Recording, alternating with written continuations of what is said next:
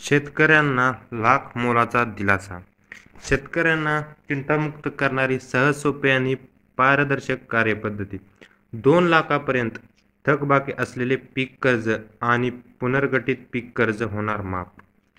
यासाठी अर्ज करण्याची आवश्यकता नाही, थकबाकी भरण्याची अट नाही. तर कोणत्या शेतकऱ्यांना हा लाभ मिळणार आहे आपण पाहू. 30 सप्टेंबर रोजी थकीत असलेले व दिनांक 1 एप्रिल 2015 ते 31 मार्च 2019 या कालावधीत घेतलेले अल्पमुदत पीक कर्ज आणि पुनर्गठित पीक कर्ज होणार आहे माफ. कर्जमुक्तीची रक्कम राज्य शासन शेतकऱ्याच्या कर्ज खात्यात थेट भरणार आहे.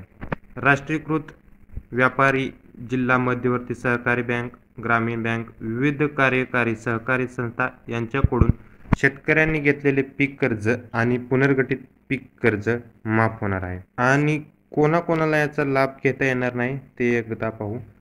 आजी व माजी मंत्री, आजी व माजी आमदार आणि खासदार, केंद्र व राज्य शासनाचे अधिकारी कर्मचारी त्यांचं मासिक 25,000 पेक्षा जास्त वेतन असणारे, महाराष्ट्र शासनाचे अंगीकृत उपक्रमाचे अधिकारी कर्मचारी मासिक 25,000 पेक्षा जास्त वेतन असणारे, सहकारी साखर कारखाने, कृषी उत्पन्न बाजार समिती, सहकारी दूध संघ, नागरी सहकारी बँका, सहकारी सूत गिरणी यांचे संचालक मंडळ व या संस्थांमध्ये मासिक 25,000 पेक्षा जास्त वेतन घेत असणारे अधिकारी, शेती उत्पन्नाव्यतिरिक्त आयकर भरणाऱ्या व्यक्ती यांना ह्या योजनेचा लाभ घेता येणार नाही.